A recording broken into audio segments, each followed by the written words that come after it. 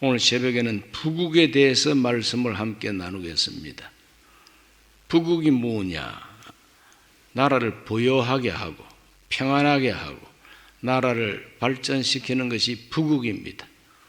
모든 지도자들, 대통령, 왕, 황제 이러한 직분자들의 최고의 사명이 무엇이냐 하면은 자기가 다스리는 그 나라를 부여하게 하고 안전하게 하고 강한 군사를 길러서 침략을 막아내는, 그래서 경제 발전과 안보 이 두 가지가 그렇게 중요한 것입니다. 제1사명인 것입니다. 나라가 아예 없어져 버린 상태, 망국이라 그러죠. 망국, 바로 그것은 바로 가장 비참하고 가장 비극적인 정말 나라의 운명이 알 수가 없습니다. 망국, 나라가 망했다는 거죠. 그럼 나라가 망해서 자기 나라가 없는 상태에 있는 국민들에게 가장 소원, 우리의 소원은 통일이라고 하는 노래 가사가 있습니다. 지금은 그렇죠. 그러나 나라가 완전히 없어져 버린 상태에서의 우리의 소원은 뭡니까? 해방이죠. 어서 압제에서 풀려나는 것입니다. 억압에서 해방되는 겁니다. 해방되고 난 다음에는 또 국민들의 제1소망이 무엇이겠습니까? 해방만 되면 뭐합니까? 나라, 즉 국가라고 하는 게 성립이 되지 않습니까? 영토가 있고 그리고 국민들이 있고 그 국민들을 다스릴 수 있는 주권이 있어야 되지 않습니까? 상해에서 임시정부가 수립이 되긴 했습니다. 그러나 영토가 없습니다. 남의 나라에 쇠빵살이 하고 앉아 있습니다. 임시정부 청사라고 하는 것이. 국민들도 있기는 있지만은 다스릴 수가 없어요. 망명정부, 임시정부 참 비참합니다. 주권도 행사가 안 됩니다. 중국에서 어떻게 주권을 행사할 수가 있습니까? 광복군을 조직하고 독립군이라고 있었지만 그 나라 땅에 들어가면은 그 나라 법을 지킬 수밖에 없는 거 아닙니까? 러시아 땅으로 가면 러시아의 주권이 통하는 지역이고 만주 벌판이긴 하지만 중국 땅에 들어가면 중국의 주권이 통하는 지역이에요. 그렇기 때문에 임시정부는 글자 그대로 임시정부일 뿐이고 정식 정부가 들어서서 제 나라, 제 땅에서 제 국민을 다스릴 수 있는 주권이 서야만 바로 그것이 나라를 얻은 것입니다. 건국이죠. 천신만고 끝에 건국했습니다. 1948년 8월 15일입니다. 자, 이렇게 이제 건국을 했더니 마치 모신기하고 또 나무를 꺾어 심고 얼마 안 돼서 버러지가 달라들고 병충해가 달라드는 것처럼 건국을 반대하고 건국에 대해서 반발하고 반역하고 반란 일으키는 이런 세력이 있습니다. 건국 다음에 제일 먼저 보국, 나라를 보호하는 것입니다. 호국, 나라를 보호하는 겁니다. 이것이 얼마나 힘든 일인지 모릅니다. 피 흘림이 없이는 지킬 수가 없습니다. 피 흘리면서 지켜야 되고 피를 흘리면서 죽여야만이 나라를 지킬 수가 있죠. 6.25의 전쟁에서 수백만이 죽고 다치면서 1,000만 이상이 이산가족 되면서 온 세계 젊은이들이 와서 죽고 다치고 하면서 대한민국을 호국, 보국했습니다. 많은 사람들 가운데 남한과 북한이 이렇게 갈라진 것은 이승만 책임이다.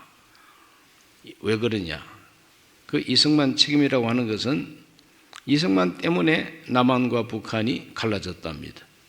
그렇습니까? 그것은 이승만을 욕하기 위한 목적을 가지고 그렇게 말을 하는 것이고, 남한과 북한이 갈라진 것은 역사적인 엄연한 현실로서 냉전 체제의 산물인 것입니다. 소련과 미국을 중심으로 하는 양체제가 온 세계를 갈라놓았습니다. 그럴 때 우리 대한민국, 즉 이 한반도는 최전선입니다. 그 최전선에 있었던 이 한반도의 위치 때문에 북한에 먼저 진주한 소련군이 아무 이익 없이 그냥 나갈 수가 없죠. 미국은 미국대로 남한에 진주한 이후 그냥 나갈 수가 없습니다. 그러므로 그들은 그들과 함께 할 수 있는 독립국가를 세우기를 원합니다. 소련 입맛에 맞는 정부를 세웠습니다. 그것이 바로 조선민주주의인민공화국이라는 이름으로 세워진 저 북한이죠. 미국과 함께 할 수 있는 정부가 세워졌습니다. 그것이 바로 대한민국이죠. 그래서 이 분단의 책임이 냉전체제에 있는데 이 냉전체제 속에서도 더 큰 책임이 누구한테 있느냐? 분단의 주범은 바로 스탈린과 스탈린의 지령을 받고 움직이는 그 주구 김일성 집단에 있는 것입니다. 그 왜 그러냐? 1994년에 벌써 그 소련 스탈린의 지령이 발견이 되었습니다. 스탈린의 지령이 언제 북한에 도착했느냐? 그건 1945년 9월 20일 도착합니다. 8월 15일 해방됐는데 한 달 만에 스탈린의 지령이 평양으로 왔습니다. 그 지령의 내용이 뭐냐면은 정부를 세우라는 겁니다. 북한을 38선 이북을 다스릴 수 있는 정부를 조직하라고 하는 것이 스탈린의 지령입니다. 그 지령을 받고 그때부터 조직한 것이 북한의 조선인민위원회입니다. 북조선인민위원회를 조직합니다. 그 인민위원회가 1946년 2월 8일 날 정식으로 출발합니다. 2월 8일 날 출발한 임시위원회가 이틀 만에 정부 조직을 다 갖춥니다. 장관 임명하듯이 정부 조직을 다 갖추고 3월 달부터 그냥 토지 개혁에 막 들어갑니다.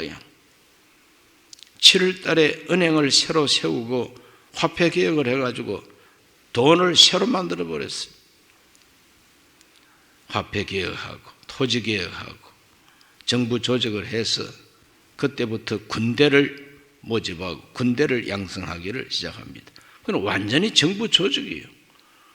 그러므로 이 정부 조직이 완전히 끝났기 때문에 이성만 박사가 전라 북도입니까 남도입니까 정읍에 내려가 가지고 1946년 6월 3일 날 그 유명한 정읍 발언을 하게 됩니다. 그 정읍 발언의 핵심이 뭐냐? 저 북조선에 이미 임시인민위원회가 써가지고 정부 조직을 다 끝냈다. 이성만은 벌써 정보를 일찍이 알고 있는 사람입니다. 정부 조직 다 끝냈다. 남한이 이렇게 가만히 멍하고 있을 수가 없지 않느냐. 그러므로 미 군정, 즉 코쟁이들한테만 맡겨놓을 수 없다. 그러므로 우리 남한에서도 단독 임시정부라도 세우고 정부가 아니면은 북한처럼 임시 무슨 위원회라도 세워서 같이 맞대응을 해야 된다고 하는 것을 강조하는 것입니다.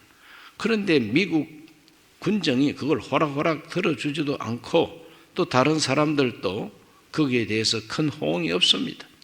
그래서 12월 달에 46년도 12월 달에 이성만은 미국으로 건너가게 됩니다. 미 군정이 자기들 뜻대로 뭔가 해보려고 하니까 이성만이가 반대하니까 일이 안 됩니다. 그래서 심지어는 이성만을 암살할 계획까지도 세웠던 것이 미 군정이에요. 하도 그느적거리니까 죽일 작정을 하죠. 또 좌익 계열에서도 이성만을 암살하기 위해서 가정부를 시켜가지고 시한폭탄을 장치하기도 하고 자동차에다가 폭탄을 장치하기도 했지만 어떻게 그 사전 발견이 되고 그 폭탄 심지가 고장이 나고 이렇게 해가지고 폭사하지 않았어요. 하나님이 살려주신 것이죠. 그러므로 죽이려고 달라더니 한국 땅에서는 안 되겠다. 그래서 미국으로 건너가가지고 6개월, 한 5개월 동안 미국에 있으면서 외교를 통해서 어떻게 하든지 남한에라도 단독 정부를 세워야 되겠다고 하는 것을 굳혔습니다. 그래서 유엔을 움직이게 됩니다. 미국의 국무장관 마샬을 움직이게 됩니다. 미국의 대통령 트루먼이 3월 달에 트루먼 독트린이라고 소련이 하는 짓을 보니까 더 이상 소련하고 같이 할 수가 없다. 독일을 어떻게 하든지 정복하기 위해서는 소련하고 합작을 했거든요. 연합군이 형성이 됐습니다. 그래서 유럽에서 독일을 깨부시는 데는 소련이 제일 많이 죽으면서 전쟁을 했어요. 그 1,000만 명 이상, 군인들만 1,000만 명 이상 죽었으니까요. 끔찍하지 않습니까? 이렇게 죽으면서 독일을 어떻게 하든지 패망시키기 위해서 전쟁을 했습니다. 그래서 그때는 아무리 공산주의 국가라도 소련하고 미국하고 영국, 프랑스 다 연합국이었어요. 그런데 전쟁 끝나고 보니까 이 소련이 욕심을 가지고 동쪽 구라파에 있는 나라 하나하나를 다 좌우 합작 정부를 세워놓고는 상대방 정적들을 암살하고 죽이고 제거하고 이런단 말이죠. 그렇기 때문에 이제는 그리스하고 터키까지 공산화하려고 내려옵니다. 이것을 알고 트루먼이 더 이상은 소련과 함께 할 수가 없다. 이제부터는 저 소련과 우리 미국은 적이다. 냉전 체제가 됩니다. 그 트루먼의 냉전 체제와 맞물려 가지고 이승만 박사의 외교가 통했습니다. 그래서 한국 문제를 유엔에다가 넘기기로. 그래서 그 유엔을 통해서 나라가 세워진 것이 현대 대한민국인 것입니다. 그러므로 대한민국이라고 하는 이 나라는 바로 유엔을 통해서 국제 외교를 통해서 세워진 나라인 것을 우리가 잊어서는 안 됩니다. 건국했습니다. 건국을 하긴 했지만 나라를 지켜내야 되는데 그 나라를 지키기 위해서 많은 피를 흘렸죠. 어제 새벽에 다 말씀을 드렸습니다. 자, 건국된 이 나라, 너무 어리고 약하고 미약한 나라를 이제는 부자되게 하고 부여하게 하고 경제가 발전되게 하고 군사력을 길러서 든든하게 안보를 책임질 수 있는 우리나라 국군을 만들어야 되지 않습니까? 그런데 출발하자마자 너무 미약합니다. 일본이 망할 때에 공업시설들의 85%가 북한에 다 있었어요. 왜 공업시설이 북한에 다 있느냐? 바로 그것은 만주를 경영하기 위해서 북한에 공장이 있고 북한에 군수공장이 있어야만이 거기서 만들어가지고 중국과 전쟁할 때에 금방 대포 가져갈 수 있고 총 가져갈 수 있고 그렇기 때문에 북한의 중공업이 발전하고 그 북한의 중공업을 발전시키기 위해서 압록강에다가 수풍댐이라고 하는 댐을 막아가지고 전기 생산, 전력을 생산했습니다. 그런데 북한 쪽에서 전력을 남한 쪽으로 보내주지 않지요. 뿐만 아니라 공업시설들이 중공업시설들이 85%가 북한에 다 있다 보니까 북한 지역이 훨씬 더 돈 많고 지하자원 많고 무기도 생산하고 따발총이라고 하는 그 총도 바로 북한에서 만든 총입니다. 북한에서 총 만들어가지고 중국을 공산화하는데 무기 대준 나라가 북한입니다. 그러므로 해방되자 말자는 북한이 남한보다도 3배, 4배 잘 살았어요. 이런 형편에서 어떻게 이 나라를 부여하게 할 수가 있느냐? 설상가상으로 6.25 사병까지 터져가지고. 그런데 이승만 초대 대통령은 그런 열악한 환경 속에서도 부국의 기초를 세웠다 하는 것은 그분의 위대한 업적이 알 수가 없는 겁니다. 건국을 반대하는 세력으로부터 나라를 지켜낼 뿐만 아니라 무엇보다도 자유민주주의 시장경제체제 헌법을 단단히 세우고 그 민주주의 헌법을 그대로 전쟁을 하면서도 민주주의 헌법을 그대로 진행했던 분이 바로 초대 대통령 이승만 대통령입니다. 6.25 전쟁을 휴전으로 끝내면서 미국의 아이젠하워 대통령에게 한미 상호 방위 조약을 요구했습니다. 한미 상호 방위 조약, 이거 정말 참 이 나라가 부국을 이루고 강병을 이루는데 초석이 된 겁니다. 하도 미국 시민들이 이제는 한국 전쟁에 지쳐가지고 이제 전쟁 그만하자고 그러는 여론이 비등합니다. 그런데 이승만 대통령이 사인하지 않습니다. 나는 허락할 수 없다. 나는 북진 통일이다. 아주 골치 아픈 영감쟁이 대통령이 이승만이었어요. 그러므로 대한민국 대통령들 중에서 미국이 가장 버거워하고 어려워했던 대통령 둘이가 이승만과 박정희입니다. 다른 사람들은 다 조물조물 아주 나긋나긋했습니다. 그러나 이승만은 도무지 나긋나긋하지 않습니다. 고집쟁이에요. 오히려 미국이 이승만한테 끌려다니는 형편이.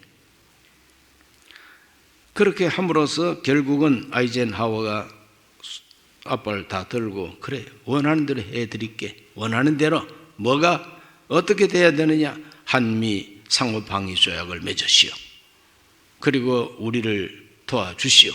그래서 상호 방위 조약도 맺고 그리고 원조를 그래서 우리나라 전체 1년 예산 중에서 절반 이상이 미국의 원조로 살림을 꾸렸던 것이 바로 현실이었습니다. 미국에서 원조 오지 않으면 나라가 망할 수밖에 없어요. 그래서 미국에서 원조가 와가지고 이 나라에 필요한 예산을 세울 수가 있었다고 하는 게 엄연한 역사적 사실입니다. 자, 이와 같이 초석을 놓고 상호 방위 조약을 든든하게 맺어가지고 그 핵 우산 속에서 이 나라가 경제 발전할 수 있는 부국의 기초를 놓게 된 겁니다. 상호 방위 조약을 맺고 난 다음에 이승만 대통령이 이런 말을 했습니다. 우리 후손들은 앞으로 누대에 걸쳐 갖가지 혜택을 누릴 것이다. 그 말 그대로 됐어요. 이승만 초대 대통령은 농지 개혁을 해가지고 농민들에게 자주성과 생산성을 향상시켰고 의무 교육을 실시했습니다. 의무 교육을 실시해서 건국 당시에 80% 국민이 글자를 몰랐어요. 그러나 10년 만에 1960년에는 22.1%만 문명입니다. 다 글을 읽을 줄 아는 국민을 만들었다는 거죠. 인재 양성을 했습니다. 나라 돈을 가지고 해외 유학생을 많이 보냈습니다. 그래서 1953년에서 1960년까지 해외 국비 장학생을 보낸 숫자가 4,884명. 1960년까지 미국에 다녀온 장교 하사관이 10,000명입니다. 10,000명이에요. 단기 기술 갔다 온 사람들도 많이 있었습니다. 바로 이 사람들이 어떤 사람들이냐? 나라 발전을 위한 개발의 기수들이 된 것이고 1959년 3월 1일 한국원자력연구원을 설립합니다. 그때 설립한 한국원자력연구원이 지금은 세계 최고의 원자력 발전소 건설 기술을 가지고 있습니다. 이것이 이 나라를 부국으로 만드는 기초가 되고 이런 기초 위에서 박정희 대통령의 경제 개발이 성공하게 된 것이죠. 그러면 기초는 다 이승만 대통령 때 다 깔아 놓은 겁니다. 박정희 대통령 시대는 싸우면서 이룬 부국 강병입니다. 싸우면서 이루어낸 부국강병이요. 노들 강변의 봄버들 휘휘 늘어진 가지에다가 무정세월 걸어놓고 그런 노래가 있지 않습니까? 노들 강변의 봄버들. 그런 평안한 가운데 나라를 이만큼 살게 한 게 아니에요. 북한과 아주 첨예한 대립 속에서 공비가 내려오고 휴전선 일대에서는 그냥 잔잔한 전투가 늘 일어나고, 이런 가운데서도 나라를 부국하게 된 것이 박정희 대통령 시대인 것입니다. 1964년 12월 9일 서독의 경제 지원을 받기 위해서 독일을 방문했을 때 독일 수상이 에르하르트입니다. 이 에르하르트가 박정희 대통령한테 물었습니다. 대통령은 왜 군사 쿠데타를 일으켰습니까? 왜 군사 쿠데타를 일으켜가지고 정권을 잡았느냐? 그럴 때 그는 이렇게 대답했습니다. 공산주의를 이기기 위해서입니다. 공산주의를 이기기 위해서라. 6.25 전쟁 이후에 최대 위기가 4.19 혁명, 학생혁명, 바로 그때부터 한 1년간은 가장 혼란한 시기였습니다. 민주당이 정권을 잡긴 했지만 무능하고 부패하고, 사회적으로는 공산주의에 경도된 학생들이 그때나 지금이나 똑같아요. 그 대학생들 가운데, 청년들 가운데 얼마나 좌익 데모를 많이 했는지. 그들의 구호가 뭐냐? 북으로 가자, 남으로 오라. 그 현수막이 그렇습니다. 북으로 가자, 남으로 오라. 판문점에서 남북 학생 대표자 회의를 열자. 얼마나 시금방제입니까? 아니, 나라를 다스리는 정부가 다 있는데 자기들이 뭐라고 판문점에서 남북 학생 지도자 회의를 하자. 그 회의해서 뭐 할 건데? 예, 그때나 지금이나 이와 같은 이 좌파들의 이 준동이 4.19 학생 데모 이후에 극심하게 일어났습니다. 이 4.19 데모 그 자체는 독재가 물러가야 되겠고, 이제는 노쇠한 대통령보다도 젊은 대통령이 나라를 잘 이끌어야 되겠다 하는 이런 욕구로 만든 것이 4.19 데모인데, 이걸 갖다가 자기들 유리하게 방향을 바꾸어서 사회운동을 일으킨 게 바로 좌파 계열의 사회주의 운동이었습니다. 그는 공산주의가 너무나도 극심합니다. 그래서 싸우면서 이룬 이 부국은 제일 기초가 5.16 군사혁명입니다. 5.16 군사혁명으로 싸우면서 건설합니다. 그래서 5.16 군사혁명 공약 제1조가 뭐냐 하면은 반공을 국시의 제1의로 삼고 지금까지 형식적이고 구호에만 그친 반공태세를 재정비 강화한다. 공약, 혁명 공약 제1조가 반공태세를 재정비한다는 거예요. 그만큼 그때 사회가 그냥 공산주의자들이 준동을 했기 때문에 혁명하지 않으면 안 된다는 거예요. 그것도 군사혁명이 아니면 안 된다는 거예요. 보통 정당을 가지고는 이 사회를 안정시킬 수가 없다는 거예요. 그래서 군사혁명이 일어났습니다. 그때는 민주당에는 윤보선 대통령이나 그때 나라를 다스렸던 사람뿐만 아니라 지식인들, 장준하 같은 사상계를 만들었던 장준하 같은 분도 5.16 군사혁명은 필요했다는 것입니다. 필요했다는 거예요. 바로 어쩔 수 없는 시기에 어쩔 수 없는 사건이 5.16 군사혁명이라는 거죠.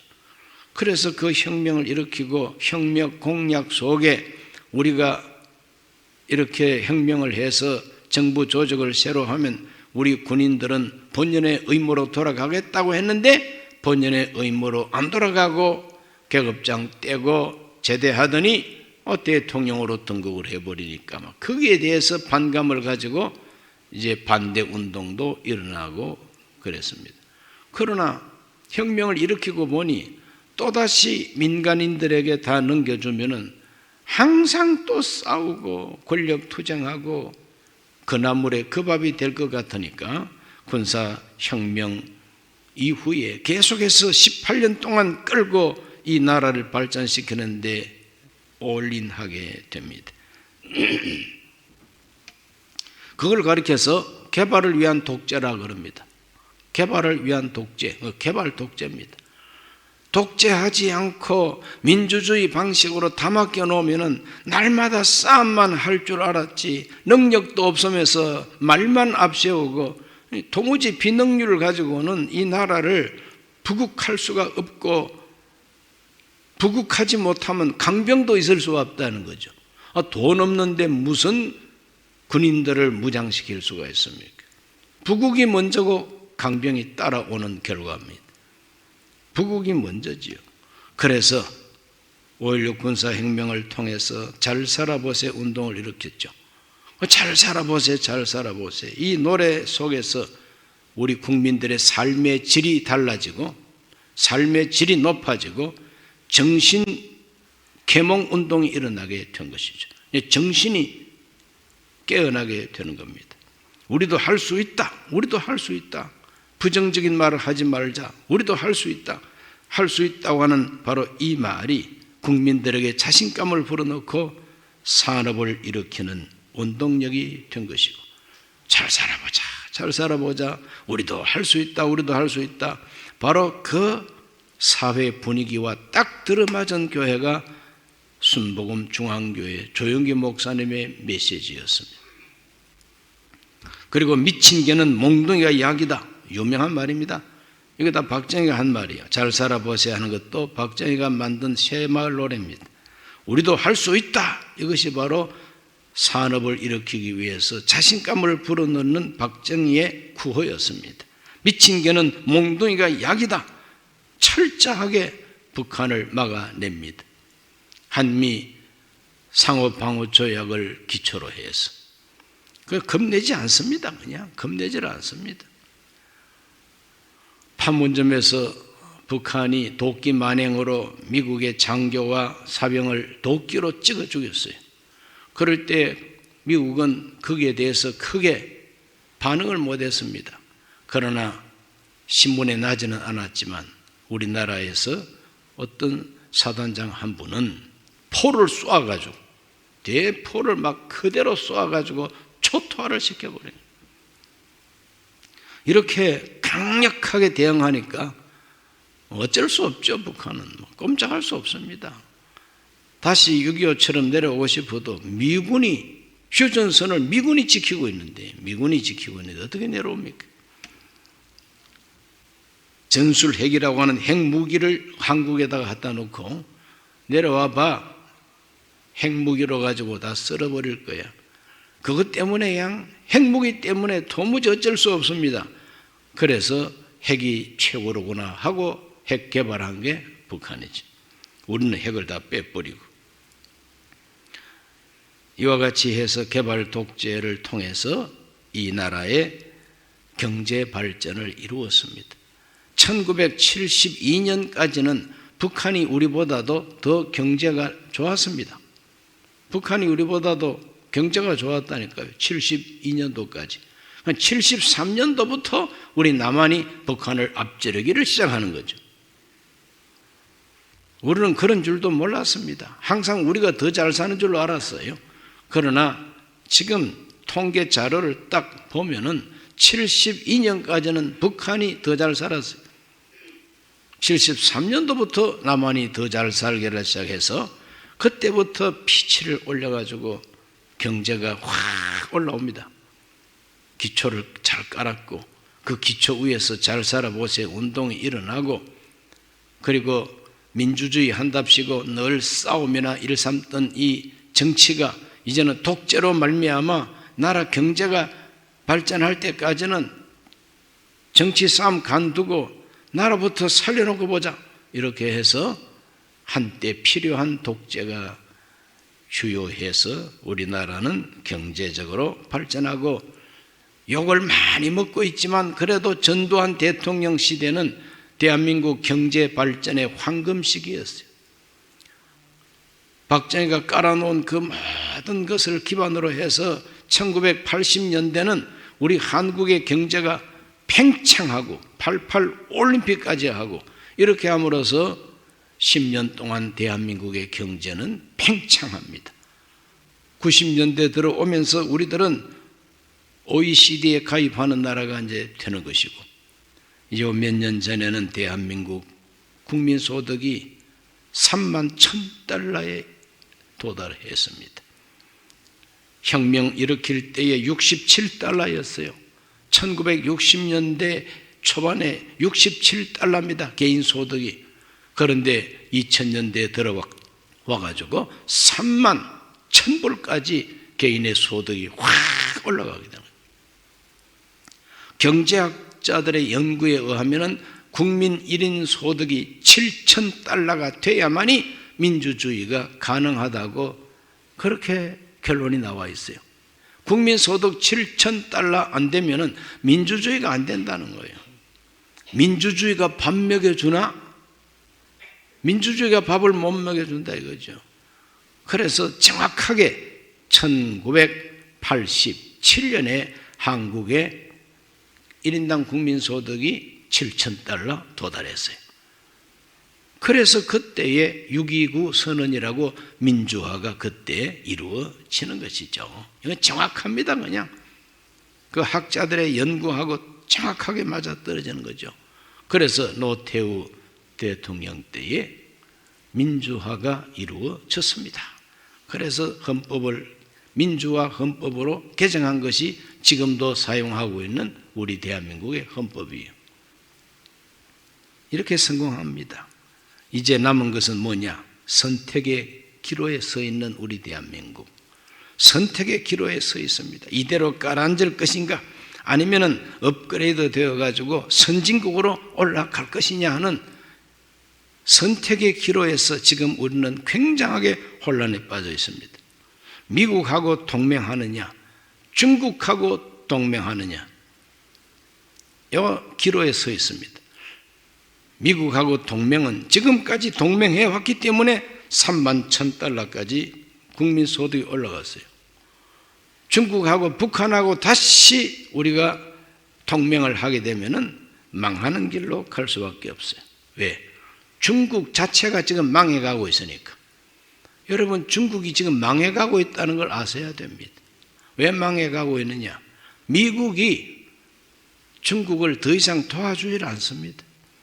중국이 저만큼 잘 살게 되고 중국이 저만큼 돈을 많이 벌게 된 것은 미국이 물건 사주기 때문에, 미국이 그들의 경제 발전을 도와주기 때문에 이만큼 살게 됐는데, 이제는 살만하니까 욕심이 생겨가지고 미국보다도 이제 자기들이 패권을 잡으려고 도전을 하다가 지금 미국하고 극한 대립을 지금 하고 있죠. 이런 형편에서 우리 대한민국이 미국과 계속해서 동맹을 발전시킬 것이냐, 아니면은 중국과 북한하고 손잡고 대륙 세력에 붙을 것이냐, 선택의 기로에 서 있습니다. 오늘 읽은 성경 신명기 30장 15절에 보면, 보라, 내가 오늘 생명과 복과 사망과 화를 네 앞에 두었나니 그랬어요. 오늘 우리 앞에 생명과 사망, 우리 앞에 놓여져 있습니다. 어떻게 하면 좋겠습니까? 죽지 말고 살아야 되지 않겠어요? 그러므로 30장 19절에 보면은, 내가 오늘 하늘과 땅을 불러 너희에게 증거를 삼노라. 내가 생명과 사망과 복과 저주를 내 앞에 두었은즉 너와 너의 자손이 살기 위하여 생명을 택하라 그랬어요. 20절에는 말합니다. 네 하나님 야훼를 사랑하고 그 말씀을 청종하며 또 그를 의지하라. 그는 너의 생명이시요 너의 장수이시니 야훼께서 너의 조상 아브라함, 이삭, 야곱에게 주리라 맹세하신 땅에 네가 거주하리라. 약속의 땅에 오래오래 거주하겠다. 약속이 있습니다. 그러므로 선택의 기로에 서 있는 이스라엘 백성들처럼 오늘 우리 대한민국은 선택의 기로에 서서 이때까지 발전해 온 이 모든 배경이 한미 상호방위조약입니다. 그 상호방위조약과 미국과 동맹을 했기 때문에 우리 한국도 이만큼 발전하게 된 거예요. 중국이 헤매고 있다가 미국하고 뭔가 연합했기 때문에 저만큼 발전했는데 배은망덕하게도 이제는 이상한 행동을 하고 있습니다. 오늘 우리는 어떻게 선택할 것이냐? 국민된 우리가 뭘 선택할 수가 있겠습니까? 그러나 국민이 나라의 주인이기 때문에 국민이 어떻게 선택할 수 있느냐? 지도자를 잘 뽑는 선거, 투표를 잘하는 것이 우리의 행동입니다. 그 투표 잘못해가지고 엉뚱한 지도자를 세워놓으면 나라가 망한다 이 말이죠. 그 투표를 잘해가지고 제대로 된 지도층을 뽑아야만이 그 사람들이 나라를 부국강병할 수가 있다는 거죠. 앞으로 대한민국이 부국강병하기 위해서 선택의 기로에 서 있음을 우리가 기억하고 기도 많이 하면서 앞으로 다가오는 지자체 선거, 총선, 대선 어떤 투표든지 투표 바로 해야만이 나라가 산다는 것을 기억하시기를 축원합니다. 존귀하신 아버지, 오늘 이 새벽 하나님 앞에 나와 부국강병의 길이 무엇인가를 생각했습니다. 아버지 하나님, 나라가 망해버린 이 만국의 역사 속에서 해방의 은혜를 우리가 받았으며 해방 공간에서 나라를 힘겹게 세우는 건국에 성공했습니다. 건국된 이 나라가 보국하고 호국하는 데 또한 성공을 했습니다. 이제는 나라를 다시 부국으로 만드는 이 부요한 길로 들어섰습니다마는 암초에 걸렸습니다. 앞으로 더 많이 부국강병해서 선진국 대열에 서서 세계를 지도해 나갈 수 있는 나라가 되게 해 주시옵소서. 예수님 이름으로 기도하옵나이다. 아멘.